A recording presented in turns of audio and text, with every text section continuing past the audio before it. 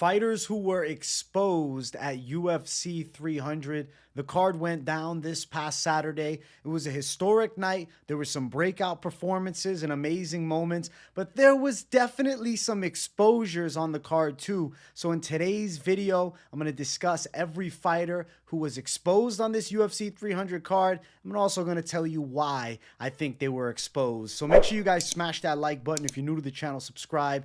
And we're going to start it right off with our first fight of the night. The hype was Cody Garbrandt's back. This is the comeback, and I'm telling you guys, there is no career comeback. It was completely fabricated, as I predicted. And where did Cody Garbrandt struggle? In the grappling. That was a place that many of us assumed he would have covered to a T. Cody Garbrandt has a wrestling base. He's known for being a pretty good defensive wrestler. To see him get toyed with by Figueiredo, a former flyweight on the ground, there ain't no comeback here. He had no grappling defense in this fight. Now, granted, Figueiredo's got very good jiu-jitsu, but Garbrandt looked like a damn white belt on the mat. His toughness kept him in it as long as he survived, which was 2 rounds. The choke was in. It was a quick tap. I think Cody Garbrandt was fearful of scrambling because he was worried about Deiveson Figueiredo's submission transitions, like that Alex Perez fight where he transitioned to the guillotine beautifully some years ago. So I understand having some worry on the ground, but Cody needed to fight out like an absolute savage. I think he looked timid on the mat, novice-like in the grappling. We were worried about a glass chin coming into this fight.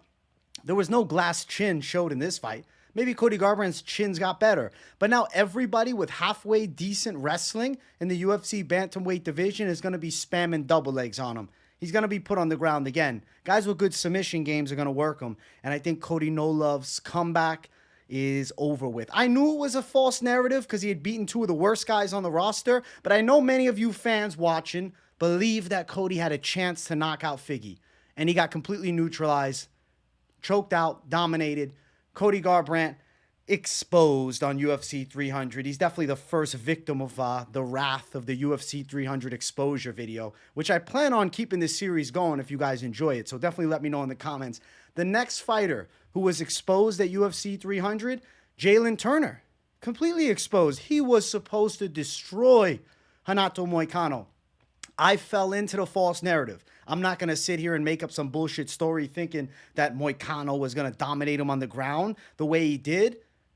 He has a moron-level fight IQ. He celebrated way too early, and he paid the price. I'd say he's too damn cocky. You're doing a walk-off knockout. You're not Mark Hunt. Finish your opponent off. Moicano was out. It would have been over if Jaylen ground and pounded him. Instead, he walks away. Who does he think he is? He thinks he's the main character. He's not. Renato Moicano actually is. Moicano was tough as hell in this fight. Jalin Turner's wrestling looked trash. He was known for good wrestling defense, and like Gamrot couldn't do much damage to him, but Gamrot took that fight on very short notice. And now I feel it's been exposed that that was just a short notice Gamrot. And if it was Gamrot on a full camp, he's probably TKOing Jalin Turner on the ground too, because he had no defense on the mat. He looked awful.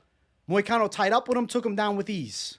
Basic trips. Moicano's getting him down every damn time. Jalin Turner's got good striking. I'm not going to argue with that. That wasn't exposed. But anybody with a halfway decent double shooting on him, I'm telling you, he's going to be pressure wrestled from here on out. And I got to pop the Zin out. Shout out to the Zins. Jalin Turner got exposed. 1,000% exposed. His grappling is mid. Moicano's solid. And I'm not trying to take anything away from Money Moicano because I like him a lot. But Jalin Turner was supposed to be way better defensively. 6'3", lightweight. He's weak. I don't think he's benching more than 225. He couldn't push Moicano off of him if he tried his absolute hardest. Jalin Turner should probably fill out his frame and move up to 170 because his hopes of contendership at 55 are dwindling down. Now, he's only 28, so he's got time to fine-tune some things, but I'm not liking what I'm seeing. Next fighter who was exposed was Calvin Kattar. He had not been taken down since 2019, only twice in his UFC career, and that 2019 takedown was against Zabit Magomedsharipov, who everybody glazes, believing he could have been the greatest fighter of all time when his gas tank sucked, and I don't think that was true. 100% false. And I think he also exposed Zabit. The way he was out-wrestled in this fight, Aljamain Sterling could have shot from across the cage with his eyes shut and taken Calvin Kattar down. It was nonstop pressure wrestling by Aljamain Sterling. 8 takedowns? I don't think Calvin Kattar can wrestle. I think the hype is BS. He looked like a freshman wrestler taking on a varsity wrestler. This was his first season on the mats. He got toyed with on the ground.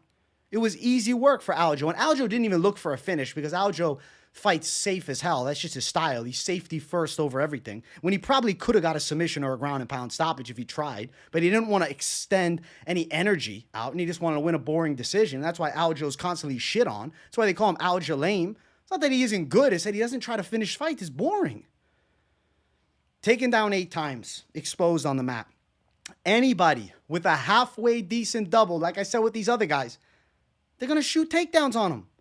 Calvin Kattar's going to be on his back again, I promise you. And I don't think his time in the top 10 is going to last too long unless you give him like pure strikers. Like maybe you give him like an Edson Barboza, Lerone Murphy loser. But I think Lerone Murphy's taking him down and controlling him. The only guy that wouldn't would be Edson. He'll strike with him because he doesn't have good wrestling either.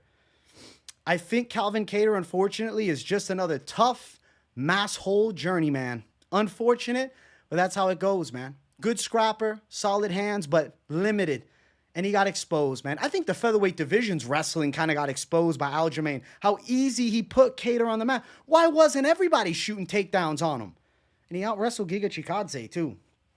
Damn, Giga Chikadze don't want that Aljo smoke.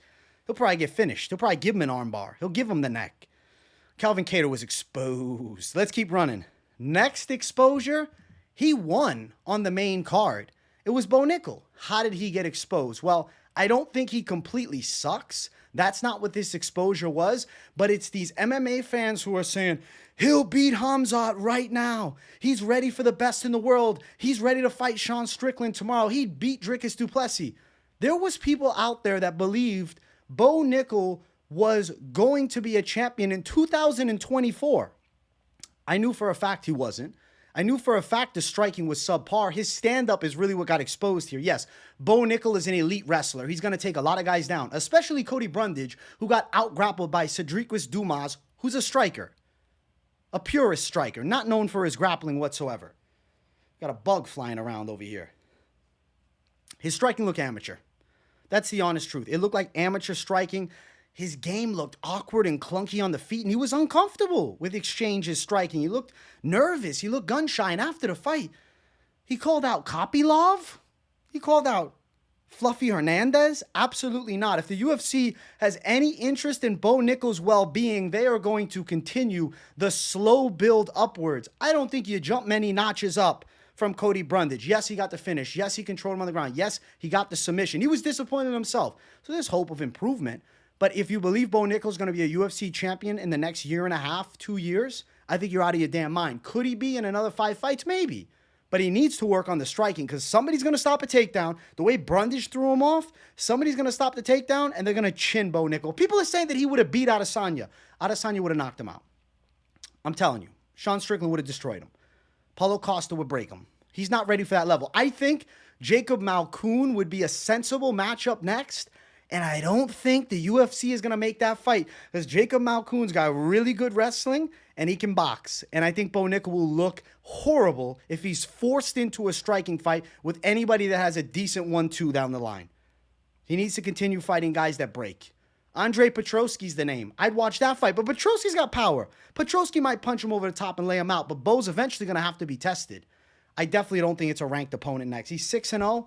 Slow build him. And this is the exposure of his level right now. Now, doesn't mean Bo Nickal couldn't be a top 15 guy, but if you're telling me he's ready for that at this moment, you're delirious. I swear, you got to get your eyes checked or something. Your brain's not functioning properly.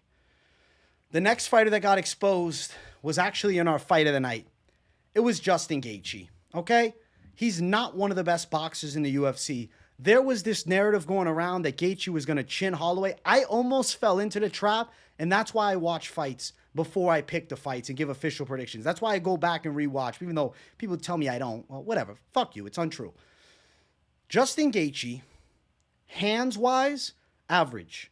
Power-wise, legit. He wings shots, but he's not beating a schooled boxer. It's not going to happen. The head kick against Poirier, beautiful technique, but it don't happen if they fight again. Poirier knocks him out too. I'm sorry to say it, but Poirier will beat him in a trilogy. And I think all of you at home know it, especially after this one. Max Holloway dominated this fight. Yeah, Poirier Last time out looked like shit against Benoit Saint-Denis. So you're like, oh, how's he going to beat Gaethje? Yeah, he knocked out Benoit, but he's getting taken down. Gaethje ain't wrestling anybody. He's going to force himself into striking matches. He doesn't shoot takedowns, even though he absolutely should. Gaethje is average from the waist up fighting stance with the hands. He's got great movement and footwork, amazing low kicks, but his boxing's nothing special. He's got some pop, but not that much. I've heard people say he's got more power than Conor McGregor. BS. Imagine if he boxed Conor McGregor. He'd go down in 3 rounds. Striking with Conor McGregor, I think he'd struggle. If he fought Conor McGregor, he might get knocked out against an old version of Conor. Imagine a peak prime Conor. Don't tell me he could beat that version of him. Yes, the low kicks are a factor, and if Conor couldn't avoid those, sure. But I do think Justin Gaethje has been heavily glazed as this amazing striker when he's good. He's athletic, he's fast, he's got heavy low kicks, he's a brawler, he's tough as they come, but he's not one of the best in the world as far as his overall game goes. He's top caliber, okay? But I'm not sure he's beaten Arman Tsarukyan. I don't think he's beaten Oliveira in a rematch, which that might be next. We'll see. He's forever a BMF and one of the most entertaining fighters to ever go out there and do it.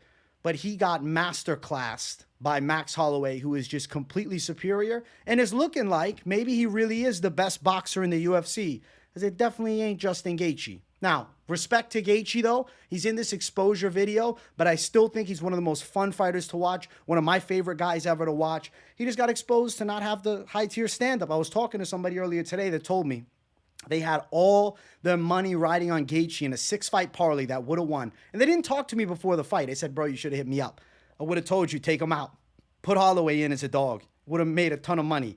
And he even realized, damn, Gaethje's striking ain't all that great. His hands are not where it's at. His kicks are great, his movement's great, but his hands aren't it. He throws winging shots and he misses a lot. He does well against kickboxers, but somebody that's elite that can box to the level of Holloway, Poirier, potentially if they fought again, and the high kick's not there, he's going out.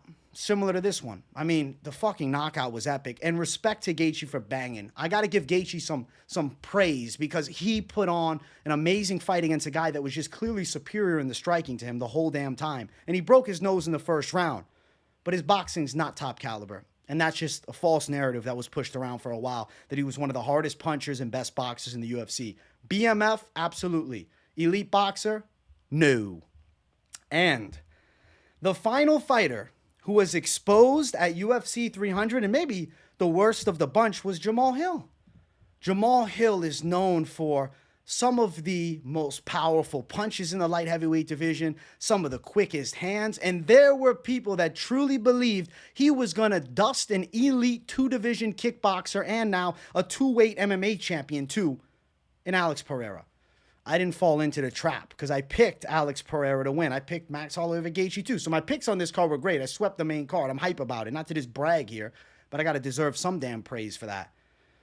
Jamahal Hill's striking looked more to the level of Kimbo Slice street fighting.